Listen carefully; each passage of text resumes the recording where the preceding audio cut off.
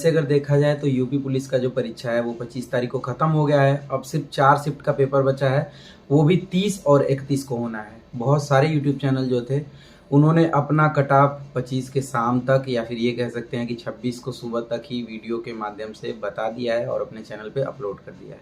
मैं भी सोच रहा था कि मैं भी कुछ अनुमान लगाऊं, अपने जो भी मेरा एक्सपीरियंस रहा है या फिर जो भी मैं एनालिसिस कर पाता हूं उस आधार पे। बहुत सारे बच्चे कह भी रहे थे कि सर आपने तो बताया ही नहीं, और मैं बताऊं भी तो कैसे, इतना तेज मैं एनालिसिस कर ही नहीं पाता क्योंकि मेरे पास तो कोई टीम है ही नहीं। मेरे पास टीम है लेकिन उस टीम में सिर्फ इकलौता मैं ही हूँ। मुझे ही स्क्रिप्ट लिखना पड़ता है, मुझे ही एनालिसिस करना पड़ता है या फिर मुझे ही हर चीज़ करना पड़ता है। लेकिन मैं सोचा कि देर आओ लेकिन दुरुस्त आओ। वैसे भी जितने बड़े चैनल हैं बच्चों का मनोबल पहले ही डाउन कर दिए हैं। वो लोग पेपर होने के बाद से ये कह रहे हैं कि 220 नंबर वाले ही दौड़ के लिए तैयार रहें। अब कंडीशन तो ये है कि पेपर देने के बाद बच्चों का जो मुंह है वो ऐसा झुरमुरा रहा है जैसे छुई मुई के पत्ते को छूने के बाद पत्ते सिकुड़ उड़ जाते हैं, उस तरीके से। आपको भी पता है कि सिर्फ 220 वाले ही रनिंग के लिए जाएंगे। ये कहना कितना सही है कितना नहीं है, क्योंकि मैं आपको अगर सही सही बताऊं तो रुझान आना समझते हैं ना, चुनाव होने के बाद कहा जाता है कि एग्जिट पोल में ये बताया जा रहा है कि इनका इतना सीट निकलेगा, लेकिन एग्जिट पोल से जस्ट विपरीत जाता है फाइनल रिजल्ट। तो फिलहाल ये एग्जिट पोल ही है जिसको आप कट ऑफ बोल सकते हैं या फिर एक्सपेक्टेड कट ऑफ बोल सकते हैं। तो मैं आप लोगों को कितना बताऊं या फिर ये कह सकते हैं कि मेरे नज़रिए में जो कट ऑफ का एग्जिट पोल है वो कितना रहेगा, ये सारी चीज़ें जानने के लिए आपको ये वीडियो देखना पड़ेगा। तो चलिए एक बार डिटेल में बात करते हैं। तो अगर देखा जाए 23 का पहला शिफ्ट और दूसरा शिफ्ट, तो 23 के पहले शिफ्ट और दूसरे शिफ्ट वाले को हमेशा ही ज़्यादा नॉर्मलाइजेशन में नंबर मिलता आया है।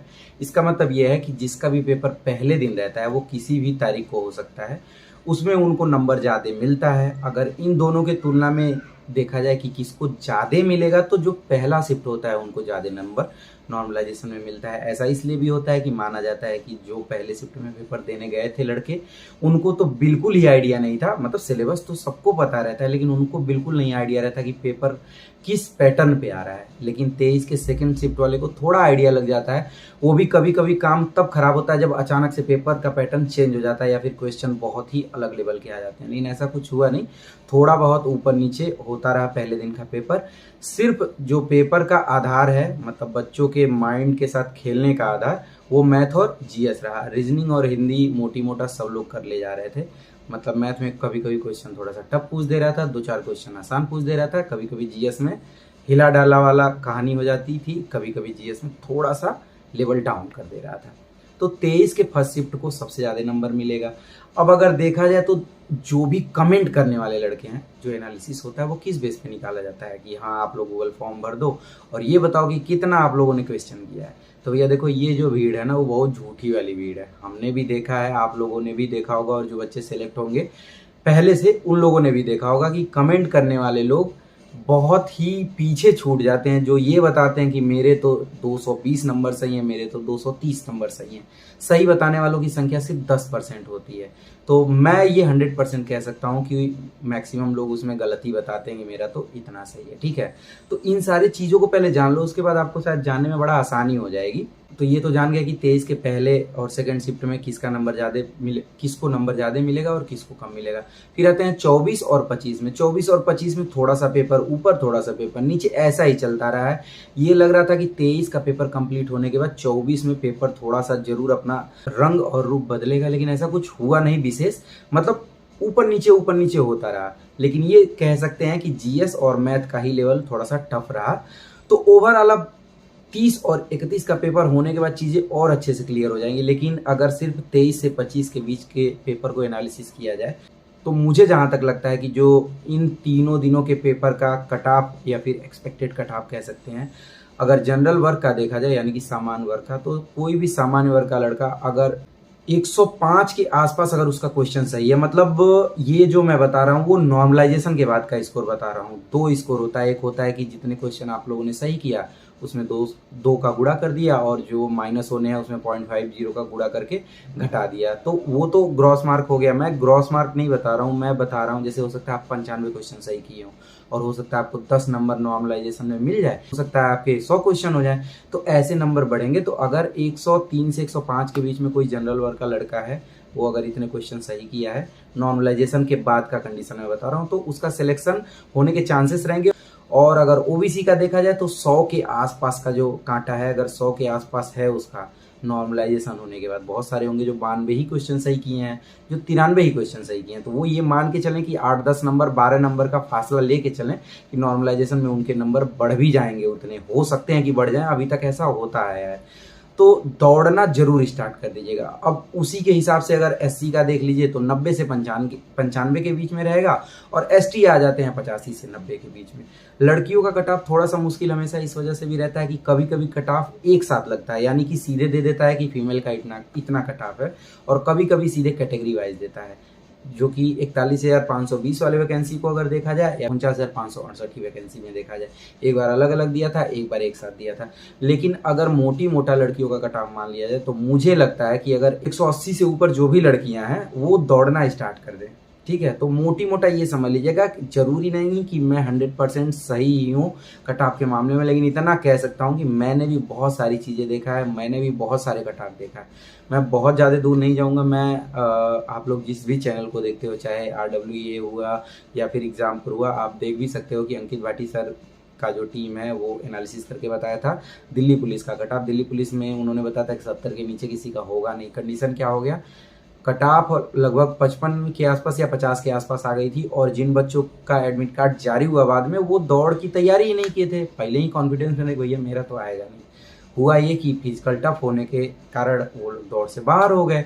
यही SSC GD के भी साथ हुआ। तो आप लोग चाहते हो कि आप लोगों के साथ यही घटना घटे, तो आप लोग भी इसी बेस पे मान लो कि 220 नंबर नहीं आया है तो आप लोग ना रनिंग करो। हमारे यहाँ कहावत है कि अपने काम में मेहनत ना जोड़ल जाला, मतलब अगर अपने काम में थोड़ा दौड़ना पड़ रहा है, शारीरिक काम पड़ रहा है, तो उसको जोड़ा नहीं जाता है।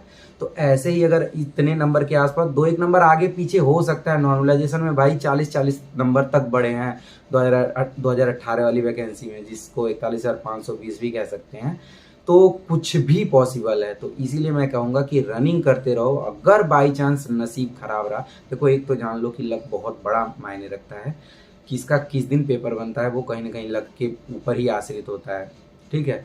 तो मैं यही कहूँगा कि रनिंग करते रहिए। अगर बुलाया जाता है तो आप रनिंग के लिए तैयार रहना, अगर नहीं होता तो बस इतना मान लेना कि नसीब में कुछ ना कुछ अच्छा लिखा होगा।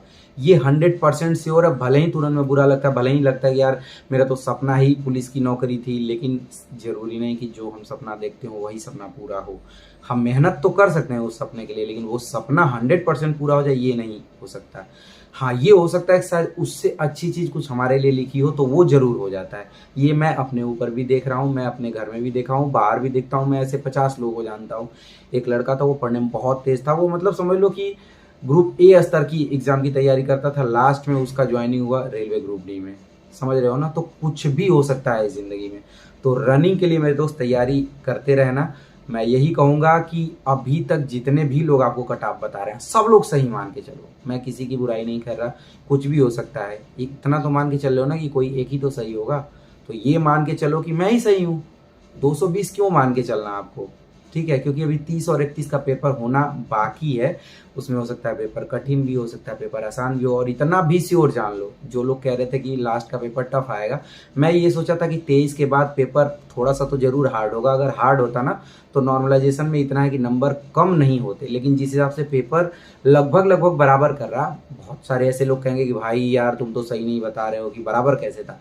मैं बिल्कुल मान रहा हूँ कि बराबर नहीं था। नॉर्मलाइजेशन में अगर लास्ट के पेपर आसान होते हैं ना तो उनके नंबर कम हो जाते हैं। तो मैं तो प्रभु से यही मनाऊंगा कि आप लोगों के लिए पेपर टफ आए, ताकि नॉर्मलाइजेशन में आपका नंबर घटने के बजाय बढ़ जाए, तभी हम लोग टक्कर बराबर का दे पाएंगे। मैंने पेपर दिया था, मैंने देखा कि किस तरीके से पेपर आता है। मैंने ये भी बताया था कि पेपर आसान था। मैं इस बेस पे भी कह रहा हूँ कि मैं बहुत दिन से तैयारी कर रहा हूँ। बहुत सारी ऐसी चीज़ें हैं जो मुझे आसानी से आ रही थी, लेकिन जो लड़का 1 साल या 1.5 साल से कोचिंग कर रहा है उसके लिए पेपर बहुत ही हार्ड माना जाएगा, क्योंकि वो 1-1.5 साल में अपने सिलेबस को ही तैयार करने की कोशिश करेगा, वो भी यूपी पुलिस के स्तर का ही। मैं बहुत सारे एग्जाम की तैयारी कर चुका, बहुत सारे में सिलेक्शन नहीं हुआ, लेकिन क्वेश्चन तो मुझे आएगा ना उस चीज़ का। तो हाँ, ये तो कह सकते हैं कि पेपर बहुत टफ आ रहा है। जो लोग पहला पेपर दिए थे, यानी कि जो फरवरी में पेपर हुआ था, जब पेपर कैंसिल नहीं हुआ था, उसी के बेस को मान के जो लोग तैयारी कर रहे थे ना, उनके साथ तो मोए मोए वाला कंडीशन हो ही गया था। वो यूपीजी के एकदम चाट मारे थे, क्योंकि 10-12 क्वेश्चन पूछ रहा था यूपीजी के से। और कंडीशन क्या हो रहा है, इक्का दुक्का 1 से 2 क्वेश्चन पूछ दे रहा है यूपीजी का। वही हाल मानसिक अभिरुचि का रहा है इस पूरे पेपर में, वही हाल पुलिस प्रणाली का रहा है। तो ठीक है, कभी कभी जैसा हम सोचते हैं वैसा नहीं होता है, और वैसा होना भी नहीं चाहिए। अगर शायद वैसा होता तो सोचो कंपटीशन बहुत ऊपर चला जाता। अगर एक ही चीज़ पहले से पता है कि यही पूछेगा और सब लोग तैयारी कर रहे हैं, तो बड़ा मुश्किल होता है। तो सरप्राइजली ये मान के चलो कि जिसका लक अच्छा है उसके पढ़े में से आ जाएगा, जिसका लक नहीं अच्छा है शायद उसको यही कहूँगा कि बेटर लक नेक्स्ट टाइम। क्योंकि आपको पता है कि जेल वार्डर की वैकेंसी का प्रोसेस स्टार्ट हो गया है। मतलब जो डिपार्टमेंट के, यानी कि जो जेल विभाग के मंत्री जी हैं, उन्होंने ये कह दिया कि पदों की संख्या मुझे बताई जाए, ताकि मैं उसके लिए आगे का प्रोसीजर स्टार्ट कर सकूं। तो एवरेज 5,000 के आसपास वैकेंसी उसमें भी आने वाली है, पीएससी में भी आने वाली है। और आपको अच्छे से पता है कि पीएससी में महिला बटालियन हो गया है, तो अब महिला भी उसका फॉर्म भर सकती हैं। ठीक है, तो ऐसे बहुत सारे वैकेंसीज आ रही हैं, लगभग 5,000 से ज़्यादा पदों की चर्चा चल रही है यूपीएसआई की। तो अगर इस तैयारी को आप थोड़ा सा मजबूत रखेंगे ना, तो 100% एक ना एक नौकरी मिलेगी। लेकिन फिलहाल पहला फोकस इस पे कोशिश करिएगा कि अगर पेपर उसी लेवल का आता है तो ज़्यादा से ज़्यादा क्वेश्चन करिएगा। हाँ, मैं ये कहूँगा कि थोड़े से तुक्के जरूर मारिएगा। अगर आप 100 के आसपास, 105 के आसपास पहुँच रहे हैं, 50-50 वाले क्वेश्चन पे तुक्का मारिएगा, 1/3 वाले पे भी मार दीजिएगा। जिनके ऑप्शन से आप परिचित नहीं है, मतलब चारों ऑप्शन आपको पता ही नहीं है कि इसमें से ऐसा कुछ है जो मैं पढ़ाऊँ, वही बस छोड़िएगा, नहीं तो तुक्के जरूर मारिएगा, ताकि उस लेवल तक आप पहुंच सके भाई। मैं यही कहूँगा कि मेहनत करिए, और एक्सपेक्टेड जो सीरीज चलाई जा रही है एग्जामपुर पे या आरडब्ल्यूए पे, इनके क्लासेस लीजिए। क्योंकि अब उनको इतना आइडिया लग चुका है कि जैसे जो भी सोशल मीडिया के क्वेश्चन आ रहे हैं या फिर मैथ के आ रहे हैं, उसी बेस पे वो एक एक सीढ़ी ऊपर करके बता रहे हैं। क्योंकि वो 8-10 साल से वही कर रहे हैं, और उनके पास बड़ी टीम है। तो थोड़ा सा चीज़ें आपके लिए बनी बनाई परोसी जा रही हैं थाली में, तो उसको बस आपको खाना है। तो उस चीज़ को फोकस करके करते रहिए। अभी भी आज 28 तारीख है, आपके पास 2 दिन का टाइम है। 2 दिन में बहुत सारी चीज़ें हो सकती हैं। 2 दिन का मतलब मैं आज को काउंट कर रहा हूँ। तो अच्छे से पढ़िए, बहुत डरने की ज़रूरत नहीं है। मोटी मोटा यही कट ऑफ रहने वाला है। मैं और एक चीज़ मैं ये भी कहूँगा कि जितने लोग कट ऑफ बता रहे हैं वो देखना, जैसे जो एग्जिट पोल निकाला जाता है उसमें ये कहा जाता है कि 5,000 लोग या फिर 20,000 लोगों से पूछा गया, उसमें इन्होंने ये बताया कि मैं इसको वोट दिया हूँ। वैसे ही जो मतलब पूछा जा रहा है जितने लोगों से, उसमें 5,000, मतलब मैं आपको बताऊं, जैसे आरडब्ल्यूए पे शायद ऐसे 18-20 हज़ार के आसपास लोगों से पूछा गया था। ऐसे ही एग्जामपुर का डाटा था, टारगेट भी था, लोग पे लगभग 5-5.5 हज़ार लोग बताए थे। उस पे ये बताया गया था कि एवरेज सब लोग 100 क्वेश्चन के आसपास किए थे। भाई 52 लाख लगभग लोग पेपर भरे थे, मतलब सॉरी फॉर्म भरे थे पेपर देने के लिए। उसमें पेपर मुझे लगता है लगभग 26 से 30 लाख लोग देंगे। उतने लोगों में सिर्फ आप 5,000 या फिर ये कह सकते हो कि 20,000-30,000 लोगों के राय के आधार पे आप कैसे बता सकते हो कि कट ऑफ इतना होगा। मान लो मैंने कह दिया कि मेरा 120 क्वेश्चन सही है, हो सकता है मैंने गलत बताया हो, होता आया है मेरे दोस्त, होता आया है। तो इन सारी चीज़ों का इम्पैक्ट पड़ेगा आपके कट ऑफ पे। और ये सोचो कि पूरे वैकेंसी, मतलब जितनी वैकेंसी है और जितने फॉर्म भरे हैं 52-53 लाख लोग, अगर सिर्फ 50 से 60% लोग ही पेपर देंगे तो कंपटीशन कम हो जाएगा ना यार। मान लो 100 लोग एक सीट के लिए लड़ रहे हैं और 20 लोग एक सीट के लिए लड़ रहे हैं, तो बताओ कंपटीशन किस में ज़्यादा हार्ड होगा? 100 वाले में ना। तो वही सीन है कि बहुत ज़्यादा टेंशन के बजाय थोड़ा सा ऊपर वाले पे भरोसा करो। अगर चीज़ें अच्छी होनी होती है ना, तो सब चीज़ें एकदम, जैसे लोग कहते हैं ना कि आंख बंद करके भी निशाने पे ही तीर लग जाती है, तो वही चीज़ होगी। बस मैं यही कहूँगा कि यार प्लीज़ रनिंग करते रहना, थोड़ा सा टहलना स्टार्ट करो। 2-4-5 दिन टहलोगे, जो मांसपेशियों का खिंचाव होता है वो खत्म हो जाता है। उसके बाद आराम से धीरे धीरे दौड़ना स्टार्ट कर देना। मेरे जैसा अगर लड़का दौड़ सकता है तो कोई भी दौड़ सकता है यार, बस इतना ही कहूँगा। और मैथ से प्लीज़ डरना नहीं। मैथ में 5 से 6 क्वेश्चन तो कोई लड़का कर देगा। नॉर्मली गुणा करना है, नॉर्मली लसा मसा निकालना है, ये सारी चीज़ें आप कर सकते हो। बस वही है ना कि मैथ का फोबिया है। मैं भी डरता हूँ मैथ से, मैं 100% मानता हूँ। लेकिन मैं वही सोचता हूँ मेरे पास इतना टाइम रहेगा कि मैं अगर कोई चीज़ गुणा दिया रहेगा, अगर स्क्वायर मुझे नहीं आता, मैं गुणा करके स्क्वायर निकाल लूँगा। मैं 3 बार गुणा करके क्यूब निकाल लूँगा। मेरे पास टाइम तो बहुत रहेगा ना। जिसको 150 क्वेश्चन आता रहेगा उसके लिए 2 घंटे कम पड़ते हैं। ठीक है। एक चीज़ और ध्यान रखना कि पहले जब आपको तुरंत OMR मिलेगा, ध्यान से सारी चीज़ों को भरना। बहुत लोग ऐसा बता रहे हैं कि सर मैंने अंक तो भर दिया था रोल नंबर का, मैं गोला भरना भूल गया। तो ये सब करोगे तो कॉपी नहीं चेक होगी, पूरा मेहनत डांड चला जाएगा, ऐसे समझ लो। तो ये गलती नहीं करना है और कोशिश ये करना कि हिंदी को पहले करना, जीएस को उसके बाद, रीजनिंग को उसके बाद, मैथ को उसके बाद, हिंदी करने के बाद गोला भर लेना, जीएस करने के बाद गोला भर लेना। मैथ और रीजनिंग के क्वेश्चन आपको थोड़ा सा दाल भात की तरह मिलेंगे, मतलब एक साथ मिक्स मिल जाएंगे। हिंदी और जीएस अलग अलग मिलेगा, तो उसको उस तरीके से कर लेना। बहुत ज़्यादा नहीं डरना है, बस ये मान के चलो कि इस पूरे भर्ती में मैथ पूछ ही नहीं रहा, लास्ट में कहना कि अरे मैथ भी पूछता है क्या, चलो लाओ लगा लेते हैं। तो ऐसे करोगे तो बहुत सारी चीज़ें आसान हो जाएगी। तो 30 और 31 वाले लड़कों के लिए पहले से ही मेरे तरफ से शुभकामनाएं हैं। आप लोग डरिएगा मत, आप लोग बराबर टक्कर दे सकते हो। ये भी ध्यान रखो कि नॉर्मलाइजेशन में अगर आपका पेपर थोड़ा सा आसान या उसी लेवल का रहता है तो नंबर कम होने के चांसेस रहेंगे, लेकिन वो भी तब जब आप कम क्वेश्चन करेंगे। मतलब कम करेंगे तो नंबर कम होके ज़्यादा कम हो जाएंगे, थोड़ा सा क्वेश्चन की संख्या आप बढ़ा दोगे। आपके साथ एक मेरिट भी है, यानी कि आपके साथ एक पहले से फायदा भी हो गया है। आप लोगों के हिसाब से देखा जाए कि आपको 25 से 29 तक का टाइम भी मिल गया है, ठीक है। या फिर ये कह सकते हो कि 23 से 29 तक का टाइम मिल गया। तो उस चीज़ को भुनाइए, मतलब हमें या जो पेपर दिए उन बच्चों को ये सारी चीज़ें नहीं पता थी, लेकिन ये सारी चीज़ें आपको पता है। तो दोस्त, अगर आपको लगा होगा कि मैं थोड़ा बहुत भी क्लोज पहुंच पाया हूं, क्योंकि मैं नहीं चाहता कि 5 लोगों से मैं पूछ के आपको कट ऑफ बता दूं, मैं सीधे सीधे बता रहा हूं। आप देख लेना, मैंने भी बहुत सारे कट ऑफ देखे हैं। तो आप रनिंग करते रहिए, मेरी तरफ से शुभकामनाएं हैं आप लोगों को। 28 तारीख है आज जिसका भी पेपर 30 को है उनका एडमिट कार्ड निकल गया है। कल 29 तारीख हो जाएगा, जिनका पेपर 31 को है उनका भी एडमिट कार्ड निकल जाएगा। एडमिट कार्ड के साथ अपना आधार कार्ड रख लीजिएगा, और कलावा वलावा खोलने की जरूरत नहीं, ये सारी चीज़ें चेक नहीं हो रही हैं। डिजिटल कोई चीज़ मत लेके जाइएगा, बस यही 3 चीज़ और पेन लेके जाइएगा, ठीक। अच्छे से पेपर दीजिए, 100% सिलेक्शन हो जाएगा, क्योंकि आप लोग पढ़ाई करके जा रहे हो, तो डरने की ज़रूरत नहीं है। अगर लगता है आपको इस वीडियो से थोड़ा बहुत भी आपको हेल्प हो पाया है तो आप चैनल को सब्सक्राइब करिएगा, अपने ढेर सारे दोस्तों को भेजिएगा जो भी यूपी पुलिस की तैयारी कर रहे हैं।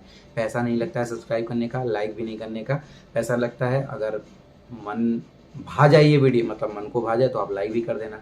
तो ऐसे ही आप लोग चैनल को बहुत जल्दी 1 लाख वाला परिवार बना दीजिए। मिलते हैं अगले वीडियो में, तब तक के लिए आप लोग चैनल को सब्सक्राइब कर लो, ताकि आप लोग वीडियो देखते रहना। छोटे छोटे वीडियोज़ के माध्यम से जो भी ऐसे अपडेट हैं, जो ट्रिकी अपडेट हैं, वो आप लोगों तक पहुँचता रहेगा। Bye bye.